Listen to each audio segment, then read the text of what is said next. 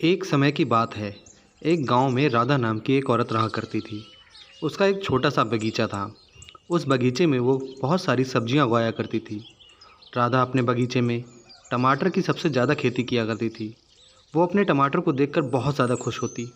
एक दिन की बात है। इस बार अच्छी बारिश हुई। अच्छी बारिश की वजह से हमारे टमाटर की फसल सबसे बढ़िया है। इस बार हमारे टमाटर मंडी में सबसे महंगे बिकेंगे और मैं इन टमाटरों को बेचकर एक अच्छा सा घर बनवाऊंगी। उसके बाद मैं अपना जीवन खुशी से जी पाऊंगी। राधा रोज़ अपने खेतों पर जाती और वो अपनी सभी फसलों का ध्यान रखती। अरे वाह, कितने लाल और रसीले टमाटर हैं। इस बार टमाटर देखकर तो मेरा दिल खुश हो गया। आज रात मैं खाने में टमाटर ही बनाऊंगी। जब मेरे खुद के खेत में टमाटर हैं तो मैं बाजार क्यों जाऊं? अपने खेत की फसल ना खाऊं? राधा अपने खेत से टूटे हुए टमाटरों की सब्जी बनाती है।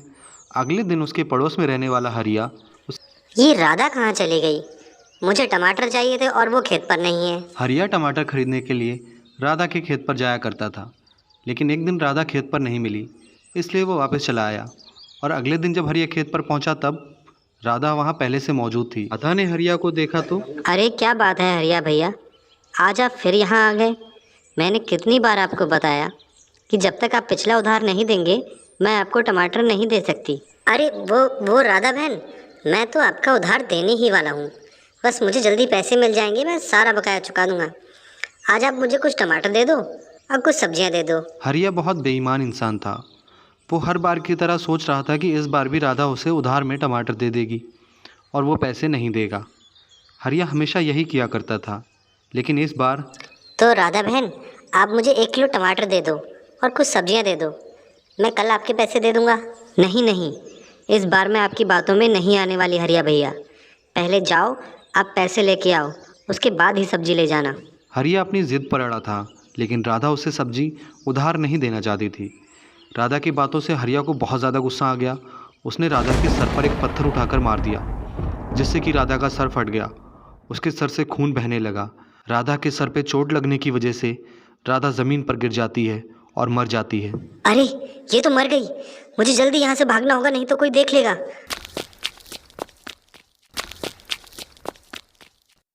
हरिया वहाँ से भाग जाता है और राधा की लाश वहीं ज़मीन पर पड़ी रहती है। लेकिन तभी राधा के अंदर से एक डरावनी चुड़ैल बाहर आ जाती है। अब कोई भी राधा के खेत के पास आता तो वो उससे टमाटर फेंक कर मारा करती थी, जिससे कि लोग उससे डरकर भाग जाते थे। चले जाओ यहाँ से, ये टमाटर के खेत मेरे हैं और यहाँ मुड़कर कभी मत आना। मेरे टमाटरों को देखने की कोशिश मत करना। सोहन अपनी जान बचाकर सीधा पुलिस स्टेशन पहुंचता है और वो सारी बात बताता है। इंस्पेक्टर साहब, कहाँ हो आप? मेरी एफआईआर लिखो। बड़ी मुश्किलों से मैं अपनी जान बचाकर यहाँ आया हूँ।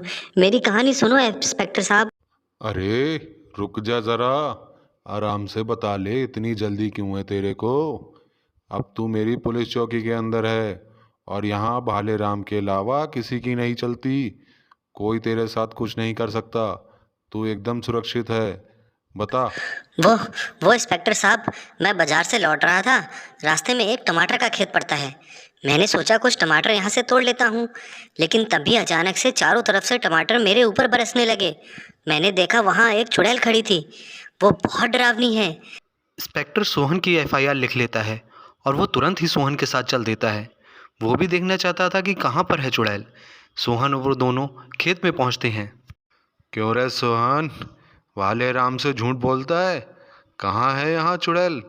बुला अपनी चुड़ैल को। मैं यहाँ अकेला हूँ, आकर मुझसे मिले। मैं अकेला ही उसके लिए काफ़ी हूँ। ये टमाटर मैं तोड़ूंगा आज। बस फिर क्या था, भालेराम के इतना कहते ही टमाटरों की बारिश हो गई। यहाँ वहाँ से उनके ऊपर टमाटर गिरने लगे और उन्हें बहुत जोरों से चोट लग रही थी। तभी अचानक से सोहन वहाँ से गायब हो जाता है। भालेराम इधर उधर देखता है, उसे सोहन कहीं दिखाई नहीं देखता। तभी वो चुड़ैल उसके सामने आ जाती है। तुम तो एक पुलिस वाले हो ना, तुम्हें मेरी मदद करनी चाहिए। तुम तो टमाटर मत तोड़ो, कम से कम। टमाटर तोड़ने की वजह से मेरी मौत हुई है। मैंने अपने पड़ोसी से मना किया कि तुम मेरे से टमाटर पैसे से ले जाओ, लेकिन मैंने जब उसे उधार देने को मना किया तब उसने मेरे सर पर पत्थर मार दिया, जिसकी वजह से मेरी मौत हो गई और मैं एक डरावनी चुड़ैल बन गई।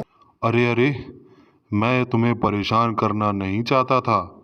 मैं तो बस ये देखना चाहता था कि ये हो क्या रहा है। तुम चिंता मत करो, मैं उस अपराधी को जरूर पकड़ूंगा।